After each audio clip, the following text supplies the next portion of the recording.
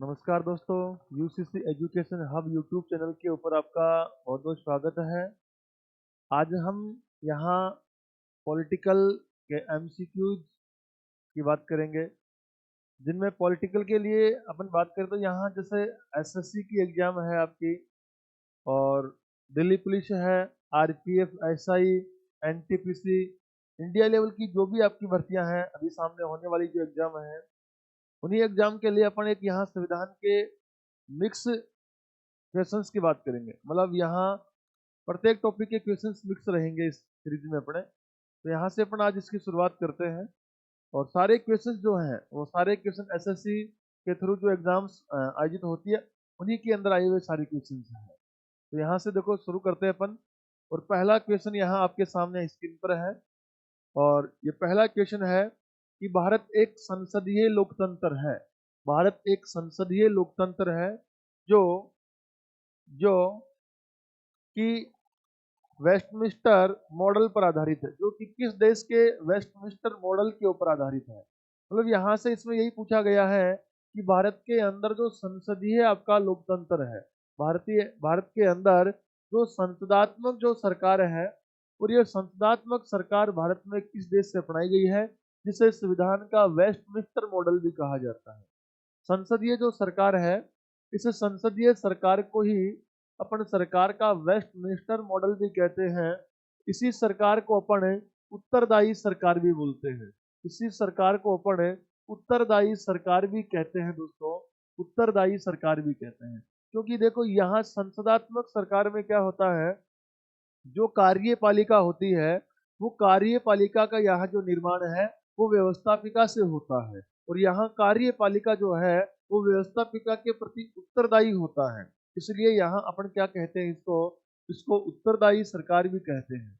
जबकि इसके विपरीत जो अध्यक्षात्मक जो शासन होता है, अध्यक्षात्मक शासन अध्यक्षात्मक शासन में क्या होता है दोस्तों, उसमें जो सरकार के जो अंग होते हैं, कार्यपालिका, व्यवस्थापिका, न्यायपालिका, उसमें जो कार्यपालिका है उस कार्यपालिका का गठन वहां व्यवस्थापिका से नहीं होता है।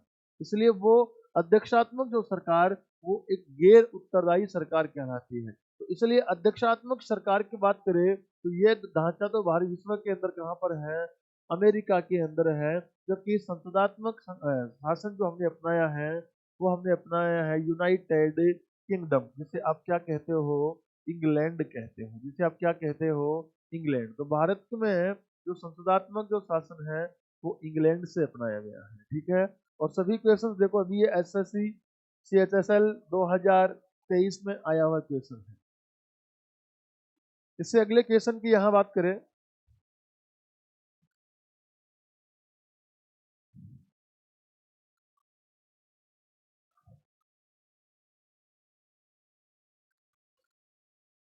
अगला क्वेश्चन है आपके लिए यहाँ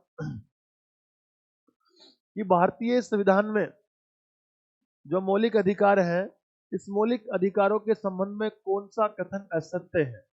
भाई मौलिक अधिकारों के लिए असत्य कथन आपको यहाँ से छांटना है। तो इनको सबको पढ़ते हैं पहले कि कुछ मौलिक अधिकार नकारात्मक प्रकृति के होते हैं। कुछ मौलिक अधिकार नकारात्मक प्रकृति के होते हैं, ये वाद योग्य होते हैं। बिल्कुल सही बात है, मौलिक अधिकार वाद योग्य होते हैं, क्योंकि अधिकारों के शोषण के ऊपर आप अनुच्छेद 32 के अकॉर्डिंग सुप्रीम कोर्ट और 226 के अकॉर्डिंग आप हाई कोर्ट के अंदर रिट लगा सकते हो। और कुछ मौलिक अधिकार यहाँ नकारात्मक प्रकृति की बात की गई है। तो देखो मौलिक अधिकारों की प्रकृति नकारात्मक ही होती है, जबकि नीति निर्देशक तत्व जो है उनकी प्रकृति सकारात्मक होती है। उनकी प्रकृति आपातकाल के दौरान केवल अनुच्छेद 20 और 21 को निलंबित किया जा सकता है। ये यहाँ से गलत पॉइंट हो जाएगा दोस्तों, क्योंकि आपातकाल के समय देखो, आपातकाल के समय बात करें तो सबसे पहले तो अनुच्छेद 19 निलंबित होता है। आपातकाल में सबसे पहले अपन बात करें तो अनुच्छेद 19 सबसे पहले निलंबित होता है। जबकि मैं बात करूं कि निलंबित जो नहीं होने वाले हैं, 20 और 21 तो निलंबित नहीं होते हैं। आपातकाल की स्थिति में 20 और 21 तो कभी निलंबित नहीं होते हैं। और यहाँ क्या कहा कि 20 और 21 को निलंबित किया जा सकता है। तो ये बात यहाँ से इनके प्रति क्या हो गई, असत्य हो गई। तो यहाँ से अपना इसका जवाब हो जाएगा 80। आपातकाल के दौरान निलंबित किए जा सकते हैं, ठीक है। आपातकाल के दौरान मौलिक अधिकार निलंबित होते हैं, सही बात है, लेकिन 20 और 21 से नहीं होता है।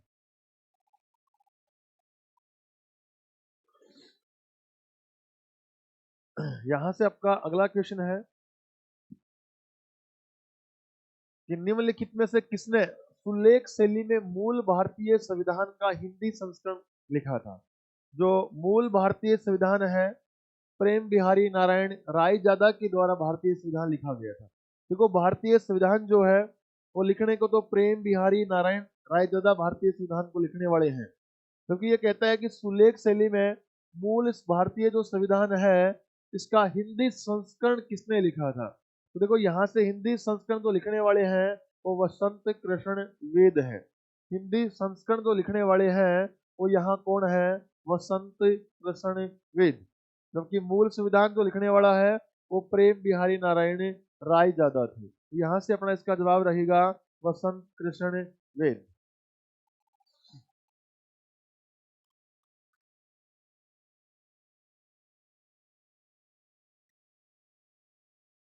अगला दोस्तों क्वेश्चन है कि प्रतिध्वनि भारतीय संविधान की प्रस्तावना में सुनाई देती है। प्रस्तावना में सुनाई देती है अमेरिका की स्वतंत्रता की घोषणा से, यूनानी स्वतंत्रता युद्ध से, और मेक्सिको की क्रांति से, और फ्रांसीसी क्रांति से। देखो, यहां से अपन बात करें ना प्रस्तावना में, तो प्रस्तावना के अंदर देखो दोस्तों, एक तो प्रस्तावना के अंदर क्या है, आपके न्याय है। जो प्रस्तावना में आप 3 प्रकार के न्याय पढ़ते हो कि सामाजिक, आर्थिक, राजनीतिक। तो ये न्याय का जो है ये तो प्रभाव भारतीय प्रस्तावना केवल रूसी क्रांति से, किससे है? रूसी क्रांति से। जबकि इनके अलावा जो यहाँ समता, समता, स्वतंत्रता और जो बंधुता है, ये जो प्रभाव है भारतीय प्रस्तावना पर, ये दोस्तों कौन सी क्रांति से है? फ्रांसीसी क्रांति से है। तो यहाँ से इसका उत्तर क्या होगा? फ्रांसीसी क्रांति होगा। फ्रांसीसी क्रांति हो जाएगा।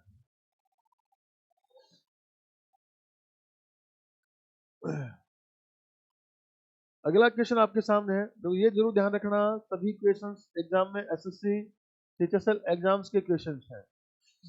मौलिक कर्तव्यों के संबंध में निम्नलिखित में से कौन सा अनुच्छेद राष्ट्रगान के सम्मान से संबंधित है? देखो, यहाँ मौलिक कर्तव्य की बात कर रहा है। किसकी बात कर रहा है?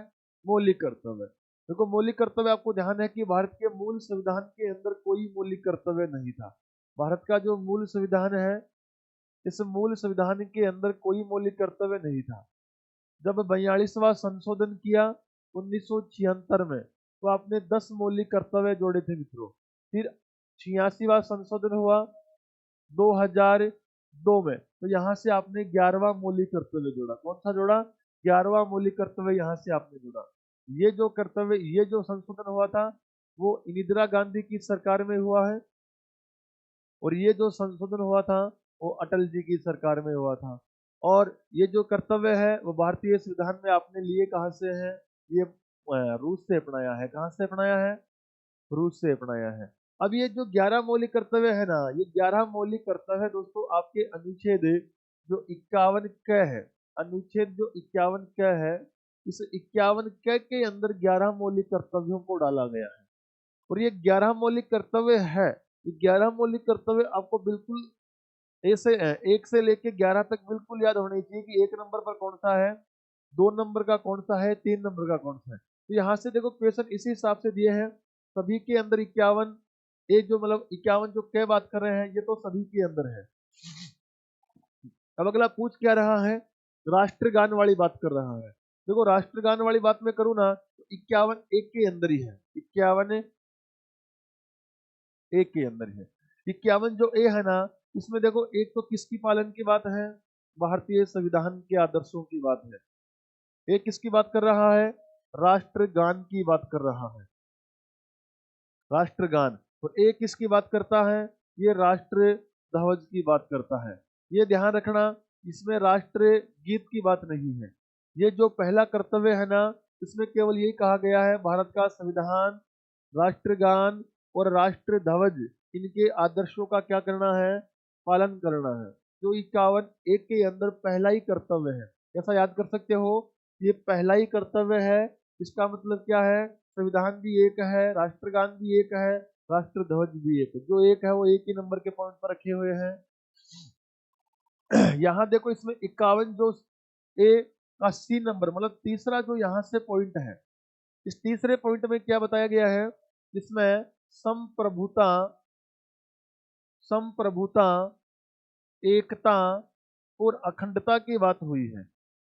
संप्रभुता, एकता और अखंडता की यहाँ बात की गई है कि भारत की संप्रभुता, एकता, अखंडता इनकी रक्षा करे। तो ये देखो कौन सा पॉइंट है, 51 एक के अंदर तीसरा पॉइंट है। तो इतना ध्यान रखना कि तीसरे पॉइंट के अंदर तीन ही पॉइंटों की बात हुई है। तीसरे पॉइंट में तीन ही पॉइंट की बात हुई है, संप्रभुता, एकता, अखंडता। तो तीसरा भी याद हो जाएगा, बोला तीसरा ही पॉइंट है और तीन ही पॉइंटों की बात हुई है, ठीक है ना, संप्रभुता, एकता, अखंडता। फिर देखो यहां से चौथा पॉइंट है इसमें डी। चौथा पॉइंट के अंदर क्या बताया गया है, देश सेवा। देश सेवा की बात की गई है, मतलब देश सेवा की बात की गई है, देश की रक्षा की बात की गई है कि देश की रक्षा करने के लिए आप क्या रहोगे, तैयार रहोगे। तो देखो तो दोस्तों, देश की रक्षा करोगे, देश की सेवा करोगे, तो आपको यहाँ से डिफेंस में जाना पड़ेगा। किसमें जाना पड़ेगा, डिफेंस। डी फॉर आपको क्या करना है, डिफेंस में जाना है। और डिफेंस में जाके क्या, फौज पुलिस में जाके क्या करनी है, देश की रक्षा करनी है, सेवा करनी है। तो डी फॉर डिफेंस, ठीक है। यहां से देखो 51 जो ए का जो बी पॉइंट है, 2 नंबर वाला पॉइंट है, इसमें देखो किसके बारे में कहा गया है, इसके बारे में कहा गया है राष्ट्रीय आंदोलन। इसमें क्या कहा, राष्ट्रीय आंदोलन की बात की है दोस्तों। किसकी बात की है, राष्ट्रीय आंदोलन।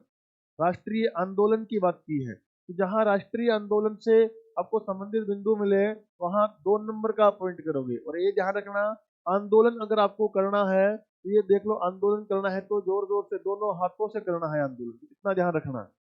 आंदोलन का पॉइंट आए, दोनों हाथों से आंदोलन करना है। एक जो देश में एक है, संविधान एक है, राष्ट्रगान एक है, राष्ट्रध्वज है, 1 नंबर का पॉइंट था। मैंने कहा 3 बिंदु की बात हुई है, 3 नंबर पर हुई है, संप्रभुता, एकता, अखंडता। देश की सेवा करनी है तो क्या करोगे, यहां से डिफेंस में जाओगे। तो यहां से ये सारे पॉइंट आपके क्लियर हो जाएंगे।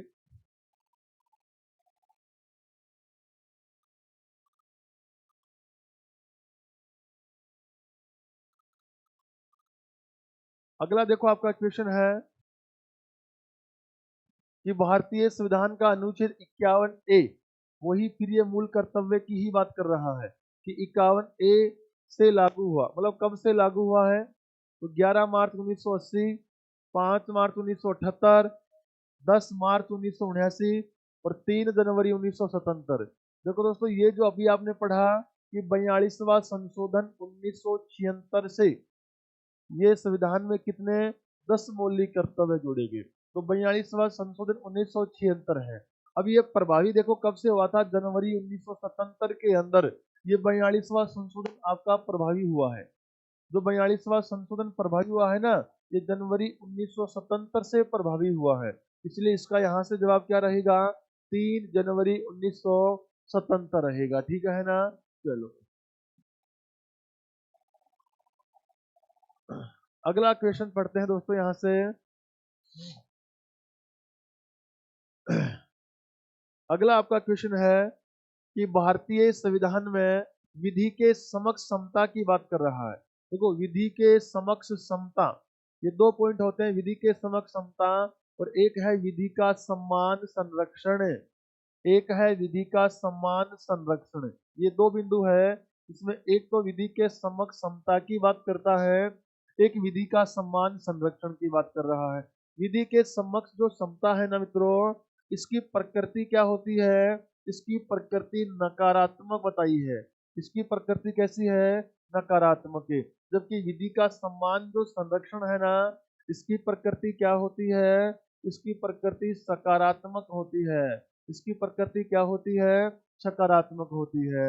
और जो विधि के समक्ष समता की बात करूं, इसकी प्रकृति नकारात्मक है। और ये विधि के समक्ष समता की जो बात है ना, ये तो कहां से लिया गया है दोस्तों, ब्रिटेन से लिया गया है। जबकि विधि के सम्मान संरक्षण की आप बात करो ना, तो इसके लिए क्या कहोगे, अमेरिका कहोगे। इसके लिए क्या कहोगे? अमेरिका कहोगे। कि विधि का सम्मान संरक्षण ये कहाँ से लिया है? अमेरिका से लिया। जिसकी प्रकृति कैसी बताई है? जिसकी प्रकृति सकारात्मक बताई है। कि विधि के समक्ष समानता, मतलब यहाँ सभी लोग विधि के समक्ष समान है, चाहे वो अपंग है, चाहे वो बूढ़ा व्यक्ति है, चाहे महिला है, पुरुष है। इसलिए इसकी प्रकृति कहा है कि ये तो हर व्यक्ति को समान समझ रहा है, तो इसलिए इसकी प्रकृति नकारात्मक है। और विधि का सम्मान संरक्षण, तो सामने वाला कैसा है उसकी कंडीशन के अकॉर्डिंग उसके ऊपर विधि लागू होगी, तो वो क्या है? उसकी प्रकृति सकारात्मक है दोस्तों। ठीक है ना? चलो, और ये अनुच्छेद 14 की बातें हैं। कौन सा अनुच्छेद की बात है? अनुच्छेद 14 की बातें आती है दोस्तों। अनुच्छेद 14 के अंदर ही आपका एक प्रश्न और बनता है कि भारतीय संविधान के अंदर व्यक्ति शब्द का उल्लेख है। भारतीय संविधान के अंदर व्यक्ति शब्द का उल्लेख कौन से अनुच्छेद के अंदर मिलता है? 14 के अंदर व्यक्ति शब्द का उल्लेख मिलता है। क्योंकि अनुच्छेद 14 में ये कहा गया है कि विधि के समक्ष सभी जो व्यक्ति है वो क्या होंगे? सम्मान होंगे। व्यक्ति का मतलब चाहे वो विदेशी हो, चाहे वो भारतीय हो, सभी लोग क्या रहेंगे? सभी के लिए अनुच्छेद ये लागू रहेगा। जबकि आपको ये पूछ लिया जाए विधि शब्द का उल्लेख, आपको विधि शब्द का उल्लेख पूछ लिया जाए ना, विधि, तो विधि को देखो परिभाषित अनुच्छेद जो 13 है ना, वो 13(3), अनुच्छेद 13(3) के अंदर दोस्तों विधि शब्द को क्या किया है? परिभाषित किया है। ठीक है ना? जबकि राज्य शब्द का उल्लेख आता है तो अनुच्छेद 12 के अंदर राज्य शब्द का उल्लेख आता है।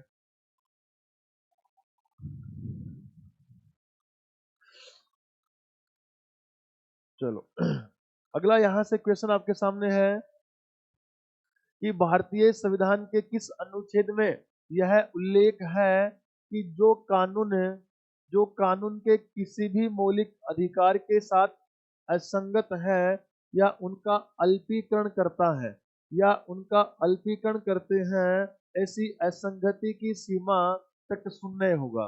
देखो दोस्तों, ये क्वेश्चन क्या कहना चाह रहा है आपको? ये क्वेश्चन आपको ये समझा रहा है कि आपका भाग 3 जो मौलिक अधिकार है, जिस मौलिक अधिकार के अंदर आपको अनुच्छेद 12 से 35 दिए हुए हैं, और वर्तमान में आपको जो 6 मौलिक अधिकार हैं, आपने कहा ये मौलिक अधिकार का पॉइंट वाद योग्य है। और वाद योग्य से मतलब आपने क्या कहा? वाद योग्य से आपने कहा कि अगर आपको संसद के द्वारा कोई कानून का निर्माण किया गया है दोस्तों, संसद ने किसी कानून का निर्माण किया और उस कानून से आपके इन अधिकारों का क्या हो रहा है? हनन हो रहा है। संसद द्वारा निर्मित कोई कानून था, वो कानून लागू कर दिया गया, उस कानून से नागरिकों के जो अधिकार है उनका शोषण होता है, हनन होता है। तो दोस्तों, आपको अभी मैंने बताया पहली क्लास में अनुच्छेद 32 दिया गया है कि आप सुप्रीम कोर्ट के अंदर अपील कर सकते हो। अनुच्छेद 226 दिया है, आप हाई कोर्ट के अंदर भी अपील कर सकते हो दोस्तों। तो यहाँ से आप जब ये अपील करोगे तो यहाँ से फिर आपका जो सुप्रीम कोर्ट है वो इस संसद द्वारा बनाए गए कानून की दोस्तों क्या करवाता है? इस कानून की वो जांच करवाता है। इस कानून की वो क्या करवाता है? इस कानून की वो जांच करवाता है। और जो इस कानून की समीक्षा करता है, वो जांच करता है, तो वही बात यहाँ कही गई है। वही बात यहाँ, इसमें वही बात यह समझा रहा है कि संसद द्वारा निर्मित कोई ऐसा कानून है जो कि मौलिक अधिकारों के विरुद्ध हो। जो मौलिक अधिकारों के विरुद्ध होता है दोस्तों, तो उसे आपकी जो सुप्रीम कोर्ट है, वो सुप्रीम कोर्ट अनुच्छेद 13 के तहत उसका न्यायिक पुनरावलोकन करके उसे शून्य घोषित कर सकता है। तो ऐसा कोई कानून जो मौलिक अधिकारों के विरुद्ध होता है, तो अनुच्छेद 13 के तहत दोस्तों उसको क्या घोषित किया जा सकता है? शून्य घोषित किया जा सकता है। तो यहाँ से इसका जवाब क्या हो जाएगा? अनुच्छेद 13 इसका जवाब हो जाएगा। अनुच्छेद 16 के अंदर आपको मालूम है अवसर की समानता है। अनुच्छेद 16 के अंदर क्या है? अवसर की समानता है। 15 के अंदर आप पढ़ते हो कि सामाजिक समानता है। 15 के अंदर सामाजिक समानता। 14 के अंदर आपने भी पढ़ा था विधि के समक्ष समानता। विधि के समक्ष समानता की बात करता है अनुच्छेद 14। यहां से इसका उत्तर क्या हो जाएगा, अनुच्छेद 13 होगा दोस्तों।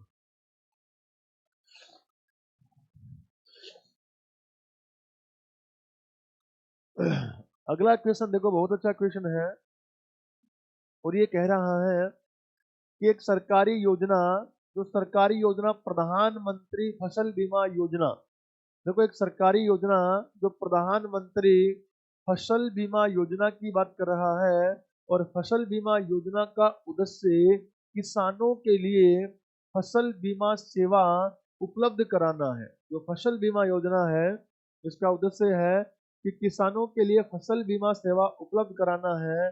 इस प्रकार के सरकारी जो प्रयास है भारतीय संविधान के निर्देशक सिद्धांतों के किस अनुच्छेद के अंतर्गत आते हैं। तो यहाँ से देखो फसल बीमा की बात, मतलब यहाँ से कृषि की बात कर रहा है दोस्तों, यहाँ से कृषि की बात कर रहा है। तो कृषि व पशुपालन आप करते हो, कृषि व पशुपालन में, कृषि व पशुपालन के अंदर आधुनिकता के प्रयास की अगर आप बात करते हो, तो कृषि व पशुपालन में आधुनिकता प्रयास करे राज्य, राज्य ऐसा प्रयास करे कि कृषि और पशुपालन के अंदर नई टेक्नोलॉजी लागू करे, वही आधुनिकता का प्रयास है दोस्तों। तो यहाँ से वो अनुच्छेद 48 की बात आती है। कौन से अनुच्छेद की बात आती है, 48। अनुच्छेद 48 में कहा है कि जो भी दुधारू पशु है उसे दुधारू पशु के वध पे जो रोक लगाई गई है, वो दुधारू पशु के वध पे रोक भी 48 के अनुसार ये लगाई गई है। फिर 48 के अंदर एक और 48 में ए पॉइंट जोड़ा गया है, 48 ए, इसमें दोस्तों वन व वन्य जीवों का संरक्षण है। वन व वन्य जीवों के संरक्षण की बात जोड़ी गई है, वो 48 ए में जोड़ी गई है। तो यहां से देखो इसका जवाब हो जाएगा अनुच्छेद 48। अनुच्छेद देखो 46 के अंदर क्या है कि राज्य आर्थिक सहयोग का प्रयास करेगा। राज्य क्या करेगा, राज्य समाज के अंदर जो SC ST OBC आप ऐसा बता सकते हो, उनके लिए आर्थिक सहयोग की बात करेगा। 45 के अंदर बच्चों आप वही पढ़ते हो, 6 से 14 वर्ष के बच्चों के लिए निःशुल्क शिक्षा की बात यहाँ पढ़ते हो। 47 के अंदर आप क्या पढ़ते हो कि राज्य निःशुल्क चिकित्सा प्लस निःशुल्क पोषण देने का क्या करेगा, लोगों को प्रयास करेगा। तो यहां से देखो अगले क्वेश्चन पर चले दोस्तों।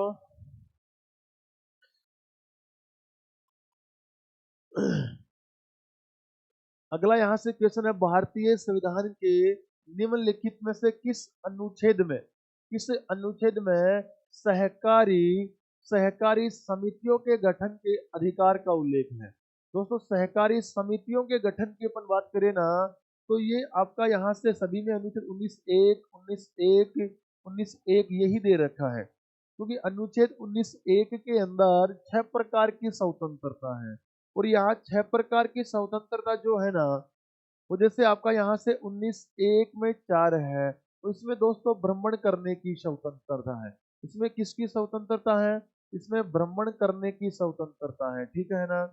19(1) है, इसमें दोस्तों अभिव्यक्ति की स्वतंत्रता है। ये किसकी स्वतंत्रता, अभिव्यक्ति की स्वतंत्रता है। इसमें आपको प्रेस की स्वतंत्रता है। इसमें आपको झंडा फहराने की स्वतंत्रता है। इसमें आपको झंडा फहराने की स्वतंत्रता है। फिर यहाँ से देखो 19(1) में जो 2 नंबर की स्वतंत्रता है, इसमें आपको कहा है सभा बुलाने की स्वतंत्रता है।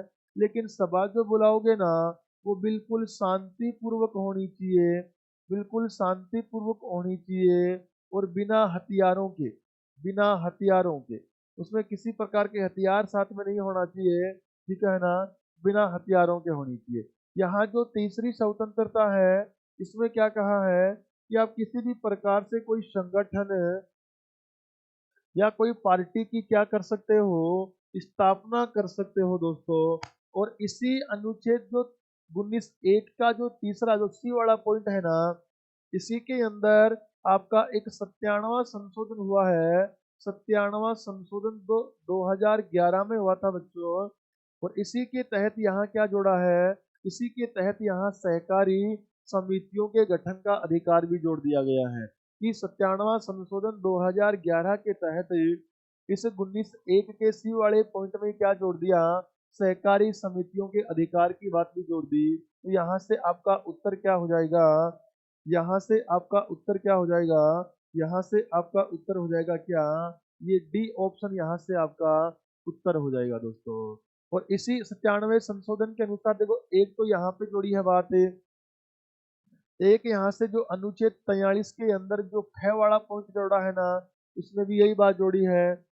और एक यहाँ से मैं बात करूँ ना, तो एक यहाँ से जो आपका संविधान का भाग 9 है, इस 9 के अंदर ख यहाँ से भाग जोड़ा है, 9 ख, वहां भी सहकारी समिति से संबंधित ये भाग जोड़ा है।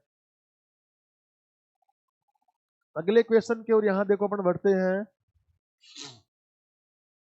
अगला क्वेश्चन आपका है कि भारत का मूल संविधान अंग्रेजी में किसके द्वारा लिखा गया था। तो अभी हमने ये क्वेश्चन पढ़ा भी था कि भारत का जो मूल संविधान है वो प्रेम बिहारी नारायण रायजादा के द्वारा लिखा गया है, जबकि इसका फिर हिंदी जो संस्करण किया था, वो हिंदी संस्करण करने वाले कौन थे, हिंदी संस्करण करने वाले वसंत कृष्ण वेद थे। ठीक है दोस्तों, ये क्वेश्चन भी आपका देखो, सभी क्वेश्चन यहाँ एग्जाम में आए हुए क्वेश्चन है। अगले क्वेश्चन की यहाँ बात करें,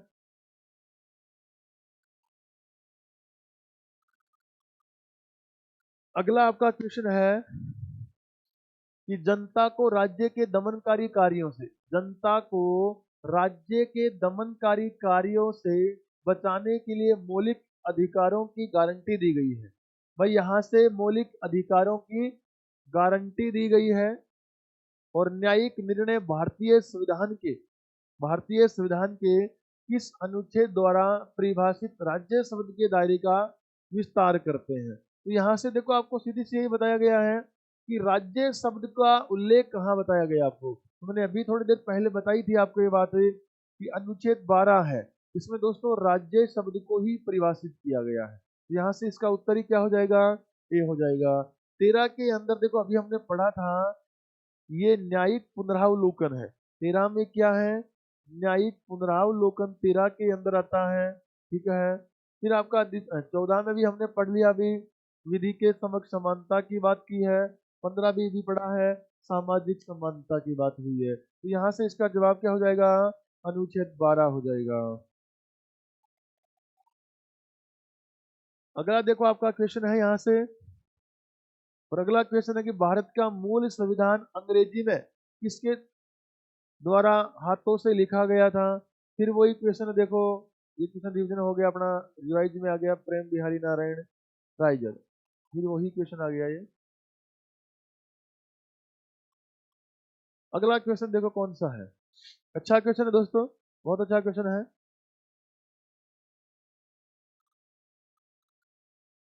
हाँ, अच्छा क्वेश्चन है कि कामकाजी महिलाओं के लिए काम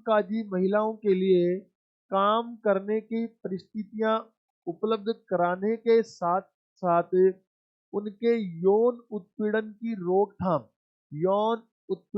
रोकथाम और इसके लिए संगठन में व्यवस्था करना भी शामिल है। यह किस अनुच्छेद के अंतर्गत आता है। ठीक है, यहाँ देखो अपन बात करें दोस्तों, तो यहाँ से आपका जो अनुच्छेद 42 है, यहाँ से जो आपका अनुच्छेद 42 है, इसी अनुच्छेद 42 में एक तो देखो आपका आता है प्रसूति अवकाश। इसमें क्या आता है, प्रसूति अवकाश आता है। कोई भी कर्मचारी महिला है और जब वह गर्भवती है तो उसे सरकार के द्वारा 6 माह का प्रसूति अवकाश दिया जाता है। उसे 6 माह मतलब 180 दिन का उसे प्रसूति अवकाश दिया जाएगा। और ये अवकाश उसके लिए दोस्तों सवैतनिक होता है। ये अवकाश उनके लिए क्या होता है, सवैतनिक अवकाश होता है उनके लिए। ठीक है, और इसी के अंदर आपको ये भी बताया गया है अनुच्छेद 42 में ही कि कार्यस्थल के ऊपर महिलाओं का यौन शोषण नहीं किया जा सकता। कार्यस्थल के ऊपर यौन शोषण नहीं किया जा सकता। तो इस यौन उत्पीड़न की रोकथाम के लिए अगर जो चर्चा की गई है वो इसी अनुच्छेद 42 में की गई है दोस्तों। अनुच्छेद 44 की बात करें, इसमें एक समान सिविल संहिता की बात बताई गई है। एक समान सिविल संहिता की बात बताई गई है, एक समान सिविल संहिता का उल्लेख है। 45 के अंदर अभी हमने बात की थी निःशुल्क शिक्षा। 43 के अंदर बच्चों कुटीर उद्योग की स्थापना है, कुटीर उद्योग की स्थापना करने का प्रयास करेगा राज्य, ये 43 में बताया गया है। अगले क्वेश्चन की ओर चलते हैं यहां से अपन।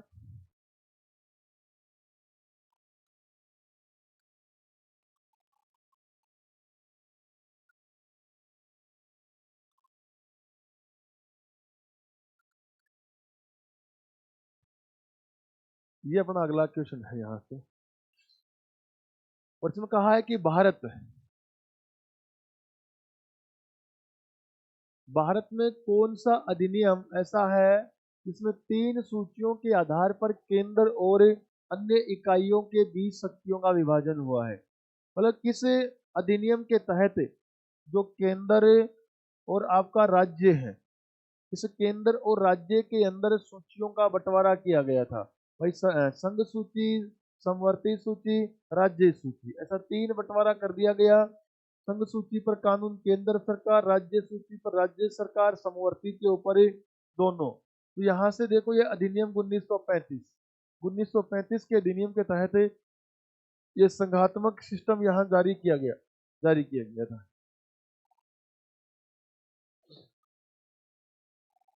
अगला क्वेश्चन देखिएगा यहाँ,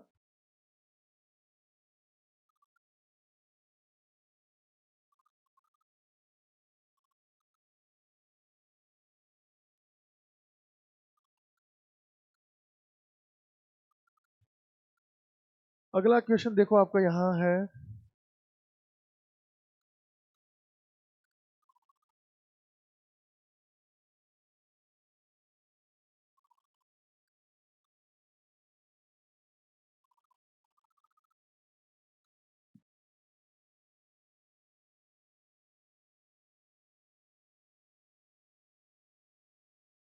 ये क्या हो गया इसमें,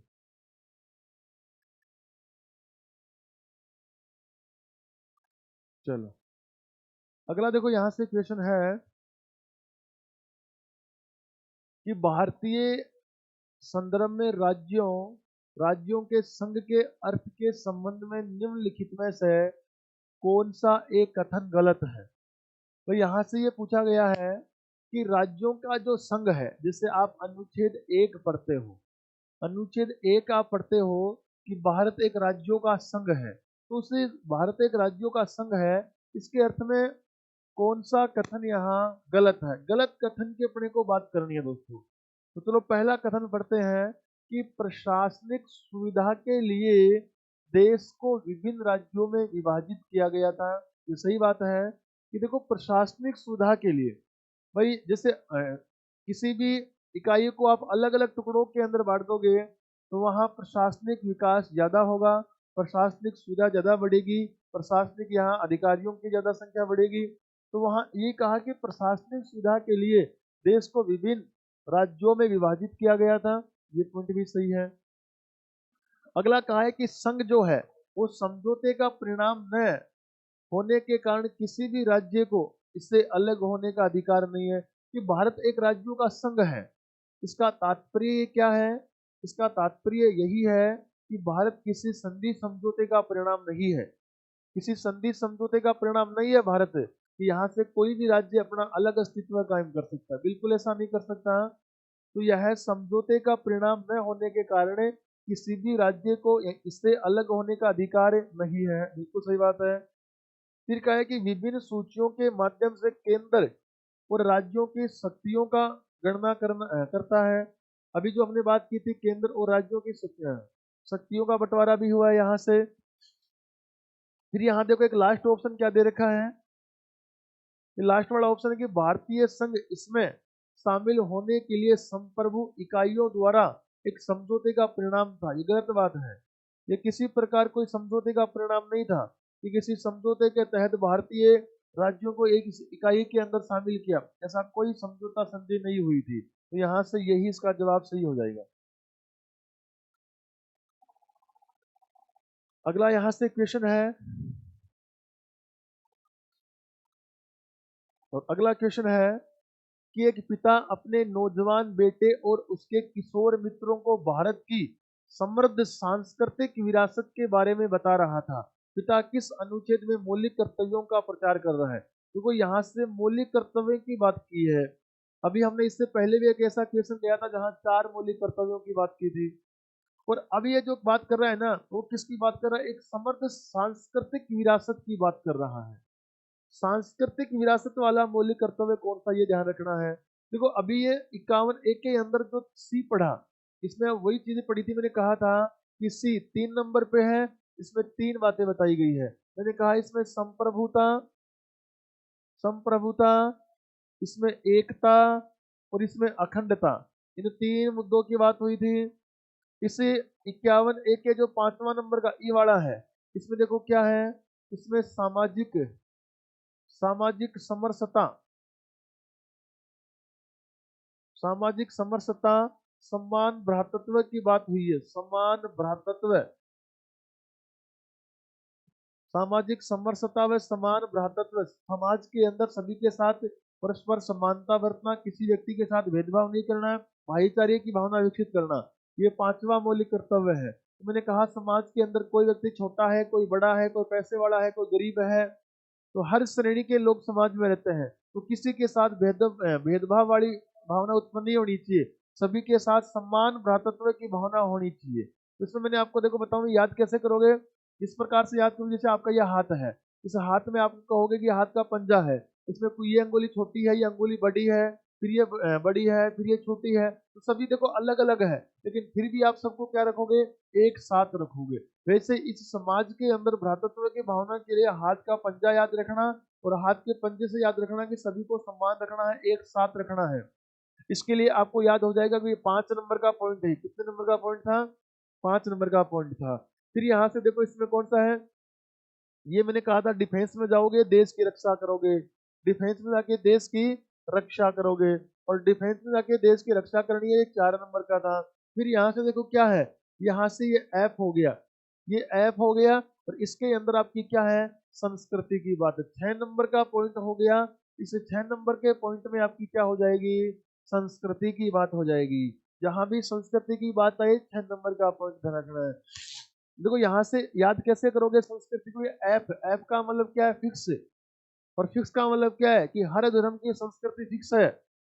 तो हिंदू धर्म है उसकी संस्कृति फिक्स है, मुस्लिम धर्म है उनकी संस्कृति फिक्स है, सभी धर्म की संस्कृति अलग अलग क्या है, फिक्स है। ठीक है ना, तो फिक्स है, ये ध्यान रखोगे क्या है, फिक्स है। और फिक्स है तो फिर क्या है, फिक्स है, मतलब कितने नंबर का है ये, 6 नंबर का हो जाएगा भाई साहब। ठीक है ना, तो सबकी संस्कृति, हर धर्म की संस्कृति अपने आप के लिए क्या होती है, फिक्स होती है। तो ये ऐप से यहाँ 6 नंबर का आपको कर्तव्य याद हो जाएगा। ठीक है ना, देखो 7 नंबर के कर्तव्य की बात करूँ ना मैं, तो 7 नंबर का कर्तव्य क्या आता है, 7 नंबर का कर्तव्य आता है पर्यावरण की रक्षा करना। पर्यावरण की रक्षा की बात आती है, पर्यावरण की रक्षा। ठीक है ना, प्रकृति पर्यावरण की रक्षा। देखो पर्यावरण की रक्षा कभी भी अकेला व्यक्ति नहीं कर सकता, सभी को साथ मिलाकर कर सकता है। सब साथ मिलकर क्या करोगे, पर्यावरण की रक्षा, सबको साथ मिलकर पर्यावरण की रक्षा करनी है। 8वां नंबर का जो कर्तव्य है ना, 8वां नंबर का कर्तव्य वैज्ञानिक दृष्टिकोण है। क्या है, वैज्ञानिक दृष्टिकोण। वैज्ञानिक दृष्टिकोण की बात करता है कौन सा, 8 नंबर का वैज्ञानिक। वैज्ञानिकता अपने आप में क्या है, कला है। वैज्ञानिकता अपने आप में क्या है, कला है दोस्तों। वैज्ञानिकता अपने आप में क्या है, कला है। और कला है तो क्या है, कला है तो आर्ट है, आर्ट है, आर्ट है। 2-4 में बोलोगे आर्ट है, आर्ट है, आर्ट है, आर्ट है, आर्ट है। ठीक है ना, तो ये मतलब वैज्ञानिकता आपके कौन से में आ जाएगी, 8 नंबर के अंदर वैज्ञानिक दृष्टिकोण आ जाएगा। फिर यहां से अगला अनुच्छेद बात करें, अगला क्वेश्चन की बात करते हैं। तो अगला क्वेश्चन है कि चूंकि पूर्ण समानता असंभव है, पूर्ण समानता असंभव है, इसलिए भारतीय संविधान का कौन सा अनुच्छेद ऐसा है जो समानता के अधिकार से संबंधित है। तो समानता के अधिकार से तो आपके 14 से लेकर 18 तक सभी समानता के अधिकार हैं, अधिकार से संबंधित है, और कानून की समान सुरक्षा उचित वर्गीकरण के अधीन कर है। मतलब ये कानून की समान सुरक्षा वाली बात कर रहा है। तो कानून के समक्ष समानता तो आपका 14 करता है, अनुच्छेद 14 करता है। इसमें तो अवसर की समानता है, इसमें हमने अभी पढ़ा है अवसर की समानता है, न्यायिक पुनरावलोकन है, इनको सभी को पढ़ लिया हमने। सामाजिक समानता है। इसका जवाब यहाँ से अनुच्छेद 14 हो जाएगा।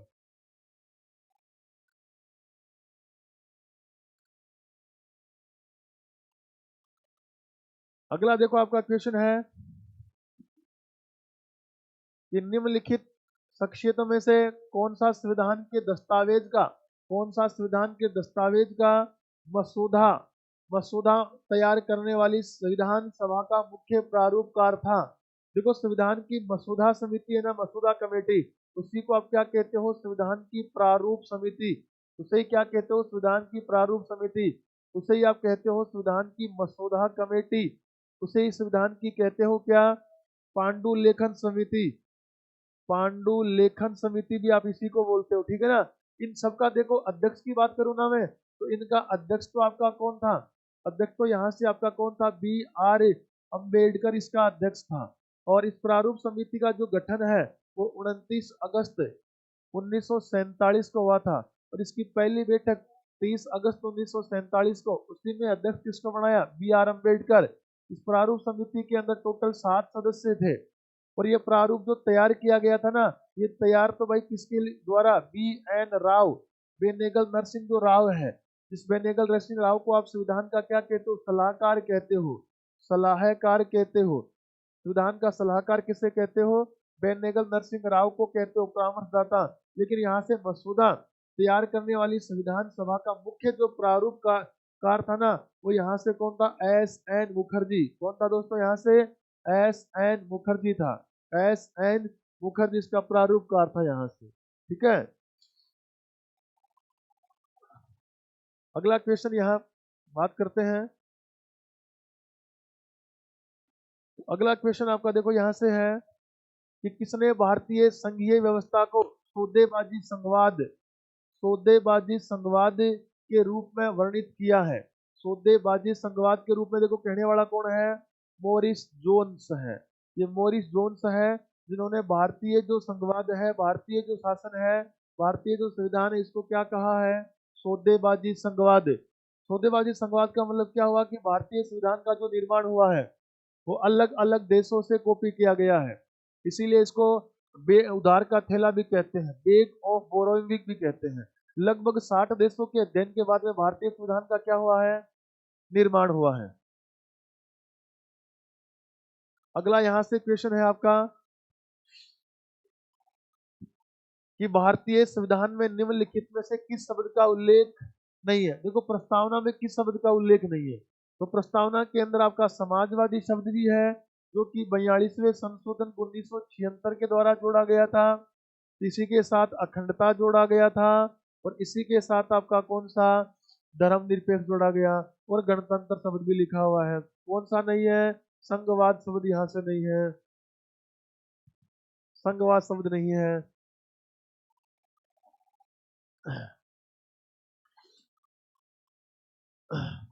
अगला देखो क्वेश्चन है आपका यहाँ से, अगले क्वेश्चन की बात करें तो भारतीय संविधान में उल्लेखित निम्नलिखित में से कौन सा कथन धर्म की स्वतंत्रता के अधिकार के संबंध में असत्य है। भाई यहाँ से देखो धर्म के बारे में कहा है, जो भारत के अंदर धार्मिक स्वतंत्रता का अधिकार है, धार्मिक स्वतंत्रता का अधिकार 25 से लेके 28 तक है, जो मौलिक अधिकार के अंदर चौथा मौलिक अधिकार है। उनसे संबंधित असत्य पॉइंट की बात कर रहे हैं, तो पहला ऑप्शन है इसका उल्लेख अनुच्छेद 25 से 28। तो पहला ऑप्शन तो यही हो गया कि बिल्कुल सही है कि 28 तक है। दूसरा है यह धार्मिक मामलों के प्रबंधन की स्वतंत्रता प्रदान करता है, यह धार्मिक मामलों के प्रबंधन की स्वतंत्रता देता है, बिल्कुल अनुच्छेद 26 के अंदर धर्म के प्रबंधन की ही बात है, 26 में धर्म के प्रबंधन की ही बात है। यह उपासना करने की स्वतंत्रता प्रदान करता है, उपासना करने की स्वतंत्रता भी ये प्रदान करता है। देखो 25 वाला यही कहता है कि आप अपने धर्म का अबाध रूप से प्रचार प्रसार कर सकते हो। उपासना का मतलब होता है वर्षिप, पूजा। इसमें उल्लेख है कि राज्य का अपना धर्म होता है, ये गलत बात है भाई, ये यहाँ से गलत बात है, ये ऐसा नहीं कहा गया है। अपना धर्म है, अपना धर्म है तो भारत फिर पंथ निरपेक्ष कैसे होगा, धर्म निरपेक्ष कैसे होगा। धर्म निरपेक्ष और पंथ निरपेक्ष का मतलब ये होता है कि जिस राज्य का अपना कोई धर्म है नहीं हो। और भारत तो क्या है, पंथ निरपेक्ष है, धर्म निरपेक्ष है, इसलिए इसका जवाब यहाँ से क्या हो जाएगा, ऑप्शन नंबर डी हो जाएगा दोस्तों। अगला क्वेश्चन,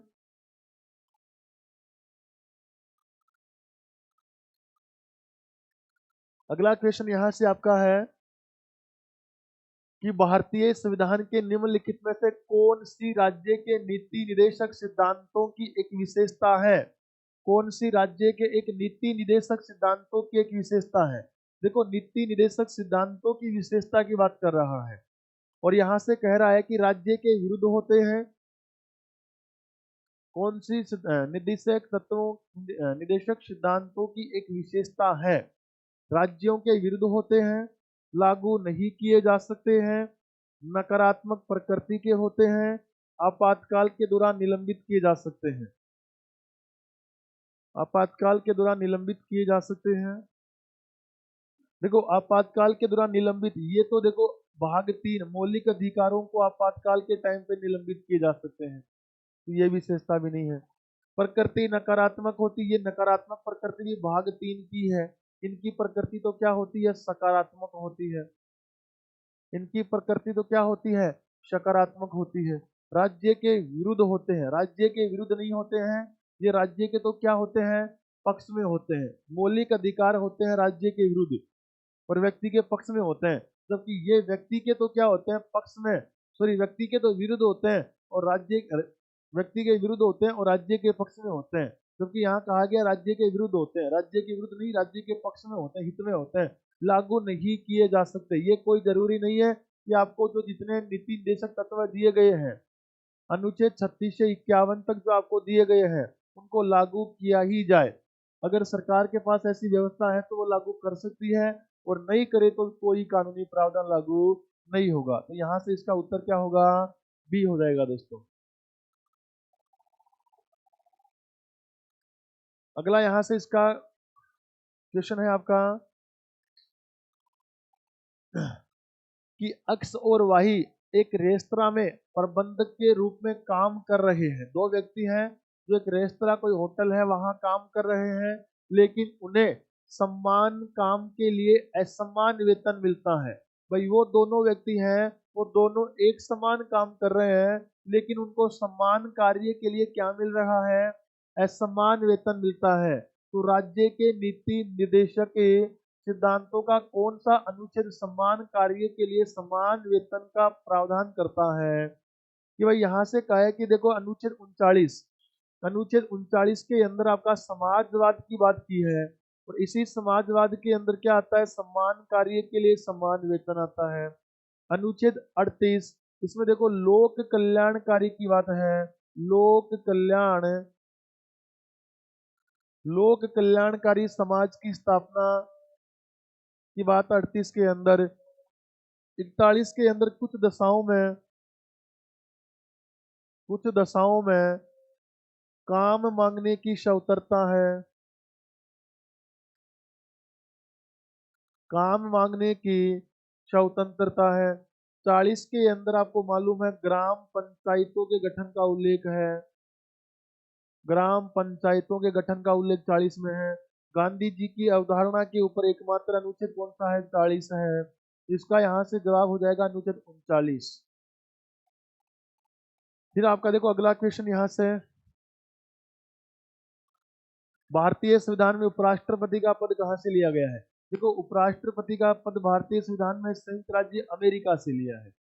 भारत ऐसा देश है जो संसदात्मक होते हुए भी भारत के अंदर क्या है, उपराष्ट्रपति का पद। तो ये कहाँ से लिया है, ये अमेरिका से लिया है दोस्तों। आपके फ्रांस की बात करें ना, तो फ्रांस से आपका देखो प्रस्तावना में आपका समता है, प्रस्तावना में आपका स्वतंत्रता है, प्रस्तावना में आपका जो बंधुता है, ये सारा कहाँ से है, फ्रांस से है। ठीक है। और यहाँ से जापान से बात करें तो विधि द्वारा स्थापित शासन आपका कहाँ से है, जापान से है। और फिर यहाँ से आयरलैंड से बात करें ना, तो आयरलैंड से नीति निदेशक तत्व भी कहाँ से है, आयरलैंड से। राष्ट्रपति की निर्वाचन पद्धति आयरलैंड से। राष्ट्रपति को महाभियोग प्रक्रिया से हटा सकते हैं आयरलैंड से। और यहाँ से राज्यसभा के अंदर राष्ट्रपति 12 सदस्यों को मनोनीत करता है, बोला कहाँ से, आयरलैंड से लिया गया है।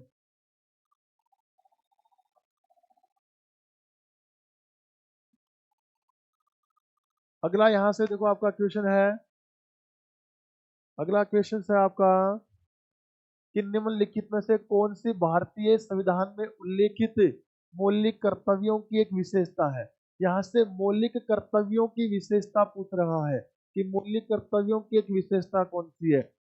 इनमें से कुछ विदेशियों के लिए उपलब्ध है, औचित्यपूर्ण प्रतिबंध लगाए जा सकते हैं, इनमें से कुछ कानूनी विशेषता विशेषज्ञता के लिए उपलब्ध है, संविधान में इन्हें सीधे लागू करने का प्रावधान नहीं करता। तो यहाँ से देखो कहा है कि कर्तव्यों की विशेषता है, इनमें से कुछ विदेशियों को लिए उपलब्ध है, ऐसा कोई यहाँ उल्लेख नहीं है। औचित्यपूर्ण प्रतिबंध लगाए जा सकते हैं, ऐसा भी कुछ नहीं है। इनमें से कुछ कानूनी इनमें से कुछ कानूनी विशेषज्ञता के लिए उपलब्ध है, ऐसे भी यहाँ से देखो कोई जानकारी नहीं, इनमें विशेषता नहीं है। और संविधान इन्हें सीधे लागू करने का प्रावधान नहीं करता है। तो यहाँ से इसका ऑप्शन क्या हो जाएगा, डी हो जाएगा। यहाँ से इसका उत्तर क्या रहेगा, डी। इस संविधान इन्हें सीधे लागू करने का प्रावधान नहीं करता है। अगले क्वेश्चन की ओर बात करें। अगला क्वेश्चन देखो आपका अच्छा क्वेश्चन है कि राज्य के नीति निदेशक सिद्धांतों के किस अनुच्छेद के तहत मातृत्व अवकाश पर एक कामकाजी महिला को नियोक्ता से संबंधित मातृत्व लाभ प्राप्त करना चाहिए। अभी देखो हमने प्रसूति अवकाश पढ़ा था दोस्तों, किसमें, अनुच्छेद 42। हमने प्रसूति अवकाश पढ़ा और कहा कि कामकाज के स्थान के ऊपर उसके साथ किसी प्रकार का यौन उत्पीड़न यौन शोषण भी नहीं हो सकेगा, अनुच्छेद 42 हो जाएगा। 43 में भी हमने बात की थी, अभी कुटीर उद्योगों की स्थापना थी। 44 में एक सवाल सिविल संहिता की बात की है। 45 आपने बहुत बार पढ़ा है, निःशुल्क शिक्षा की व्यवस्था है।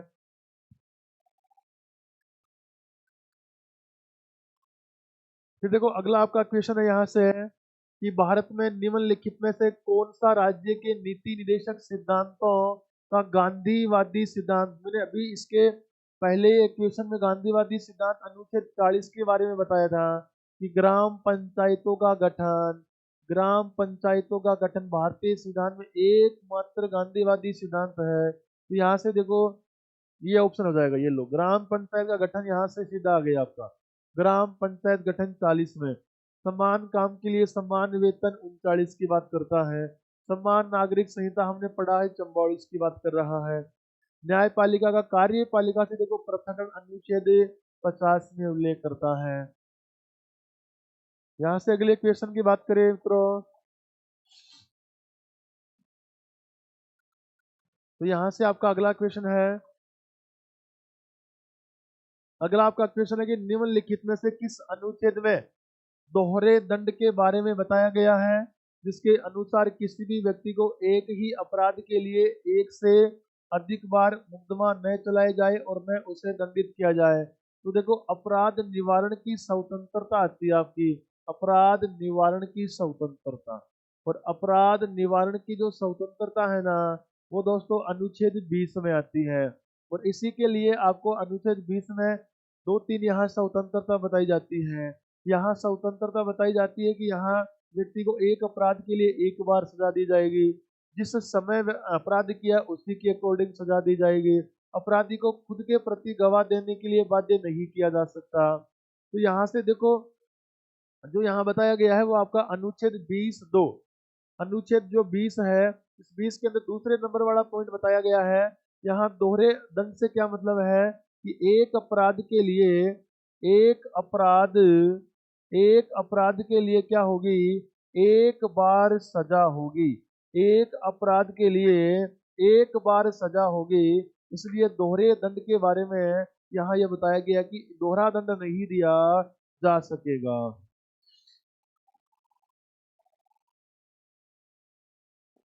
अगला अनुच्छेद है, यहाँ से अगला क्वेश्चन है, भारतीय संविधान का निम्नलिखित में से कौन सा अनुच्छेद जबरन श्रम को प्रतिबंधित करता है। मतलब जबरन श्रम का मतलब मानव का शोषण नहीं किया जा सकता, किसी भी प्रकार से किसी मानव का क्या शोषण नहीं किया जा सकता। किसी भी प्रकार से किसी मानव का शोषण नहीं किया जा सकेगा बच्चों। ये जबरन श्रम की बात करता है। मानव का क्रय विक्रय नहीं कर सकते हो, मानव का क्रय विक्रय नहीं किया जा सकता। ये आपका अनुच्छेद 23 कहता है। कौन सा? अनुच्छेद 23 के अंदर आपको यही बात बताई गई है कि किसी भी प्रकार से एक व्यक्ति का शोषण नहीं किया जा सकता। अनुच्छेद 19 के अंदर आपकी 6 प्रकार की स्वतंत्रता की बात हमने पहले की है। 25 के अंदर देखो अंतःकरण की स्वतंत्रता आती है। अंतःकरण की स्वतंत्रता, धर्म का अबाध रूप से प्रचार प्रसार की स्वतंत्रता है, प्रचार प्रसार की स्वतंत्रता। और 20 में हमने अगले ही क्वेश्चन में पढ़ा था क्या? 20 में क्या था कि आपका अपराध निवारण की स्वतंत्रता थी। अगला यहां से क्वेश्चन देखो आपका दोस्तों कौन सा है? भारत सरकार एक स्वास्थ्य योजना, देखो स्वास्थ्य योजना की बात कर रहा है कि एक स्वास्थ्य योजना आयुष्मान भारत योजना मुहैया करा रही है।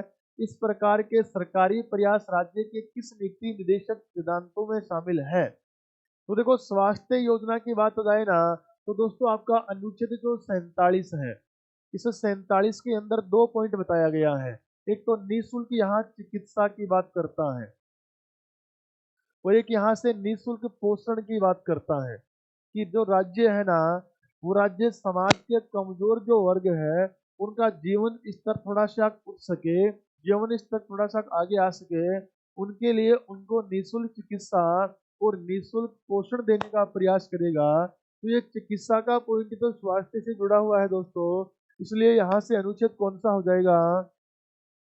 47। और देखो निःशुल्क यहाँ पोषण की बात की ना, तो यहाँ पोषण की बात यहाँ की है, तो यहाँ किसी प्रकार से जिसमें मान लो यहाँ जहरीले खाद्य सामग्री का भी यहाँ से किसी प्रकार से प्रयोग नहीं किया जा सकता, वो भी प्रतिबंधित है किसमें? 47 के अंदर है, ठीक है ना। जो मद्यपान वगैरह जो प्रतिबंधित है वो आपके यहाँ 47 में प्रतिबंधित है। 46 में आर्थिक सहयोग की बात करता, 48 भी हमने पढ़ लिया इसमें क्या? कृषि व पशुपालन, कृषि व पशुपालन, पशुपालन में आधुनिकता बरतने का यहाँ काम करेगा। 45 में निःशुल्क शिक्षा की बात है। अगला देखो आपका यहाँ से क्वेश्चन है दोस्तों, अगला क्वेश्चन आपका क्या है कि भारतीय संविधान का राजनीतिक भाग मुख्यतः किस संविधान से लिया गया है? देखो भारत का राजनीतिक भाग हमने पहले बात की है कि भारत के अंदर जो है ना, वो दोस्तों संसदात्मक शासन है। कौन सा शासन है? और हमने जो संसदात्मक शासन अपनाया है, वो संसदात्मक शासन कहाँ से? ब्रिटेन के संविधान से अपनाया है दोस्तों। कहाँ से अपनाया है? ब्रिटेन के संविधान से अपनाया है। ऑस्ट्रेलिया से हमने क्या अपनाई है? ऑस्ट्रेलिया से हमने समवर्ती सूची अपनाई है दोस्तों। ऑस्ट्रेलिया से हमने प्रस्तावना की भाषा अपनाई है दोस्तों। ऑस्ट्रेलिया से हमने प्रस्तावना कहाँ से? अमेरिका से अपनाई है दोस्तों। प्रस्तावना अमेरिका से अपनाया है। सर्वोच्च न्यायालय अमेरिका से अपनाया है। मौलिक अधिकार अमेरिका से अपनाया है दोस्तों। और इसमें आप कहोगे तो आपका न्यायिक पुनरावलोकन भी कहां से अपनाया? अमेरिका से अपनाया है।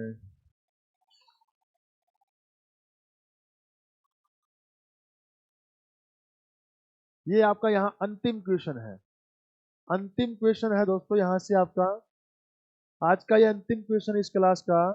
और अंतिम क्वेश्चन क्या है कि निम्नलिखित में से कौन सा अनुच्छेद कहता है कि माता पिता या संरक्षक 6 से 14 वर्ष 6 से 14 वर्ष तक की आयु वाले अपने यथा स्थिति बालक या प्रतिपाल्य के लिए शिक्षा के अवसर प्रदान करे। देखो जो 86वां संशोधन हुआ दोस्तों 2002 में, जो 86वां संशोधन 2002 में हुआ, इस संशोधन के अनुसार आपका 11वां कर्तव्य जोड़ा था। और 11वां कर्तव्य क्या जोड़ा बालको? 11वां कर्तव्य ये जोड़ा कि 6 से 14 वर्ष तक की आयु के जो बालक बालिका हैं उनको निःशुल्क शिक्षा दिलवाना, उनको निःशुल्क शिक्षा उनको निःशुल्क शिक्षा दिलवाना उनके माता पिता, उनके अभिभावक, उनके संरक्षक का क्या होगा, कर्तव्य होगा। तो ये 11वां जोड़ा था। तो यहाँ से 51 के अंदर देखो 11वां नंबर पर कौन सा आपका अल्फाबेट आता है, के। 11वां नंबर पे के आता है, तो यहाँ से आपका क्या हुआ, 51 ए के अंदर ये के वाला पॉइंट हो गया दोस्तों। इनके अलावा मैंने आपको सारे यहाँ बता दिए हैं मैंने। यहाँ देखो जे है, जे का मतलब 10वां कर्तव्य की बात कर रहा है। तो ये 10वां कर्तव्य देखो उत्कृष्टता की ओर बढ़ने की बात करता है, उत्कृष्टता की ओर बढ़ने का बात करता है, ठीक है ना। और देखो यहाँ से फिर ये नो, ये आई, ये 9 नंबर का कर्तव्य था। ये 9 नंबर का कर्तव्य क्या कहता है कि आपको किसी भी प्रकार से सार्वजनिक जो संपत्ति है, इस संपत्ति का आपको क्या नहीं करना, मतलब संपत्ति का आपको यहाँ शोषण नहीं करना, संपत्ति आपको किसी प्रकार से एकत्रित नहीं करनी है, ठीक है ना। ये 51 की नोवक है। और इसमें कहा है कि आपको हिंसा भी नहीं करनी है, हिंसा नहीं करनी है। मतलब हिंसा और संपत्ति संबंधी जो बात है वो 9वें कर्तव्य के अंदर है। और अगर आपसे मैं कहूं कि वर्तमान में क्या संपत्ति का मौलिक अधिकार है, आप कहोगे नहीं, नो नो नो, तो संपत्ति का अधिकार नहीं है, नो। तो संपत्ति संबंधी नो का मतलब ऐसा 9 नंबर का पॉइंट याद कर लेना दोस्तों। यहाँ से 51 के अंदर आपने ये पढ़ा था ए में, जो आपने एच पढ़ा है, 8 नंबर का जो पॉइंट आपने पढ़ा है, मैंने ये बात बताई थी आपको, वैज्ञानिकता।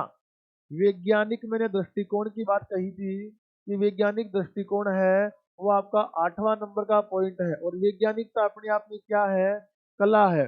वैज्ञानिकता अपने आप में कला है, आर्ट है, आर्ट है, आर्ट है, आर्ट है, मतलब आर्ट है। तो दोस्तों इस प्रकार से हमने आज यहाँ ये 30 से ऊपर क्वेश्चंस की बात की है। और ये सारे क्वेश्चंस हमने जो है ना वो एसएससी सीएचएसएल 2023 में आए हुए क्वेश्चंस की बात की है। ऐसे ही क्वेश्चंस अपने अलग सीरीज के अगली सीरीज के अंदर और लेकर आएंगे दोस्तों।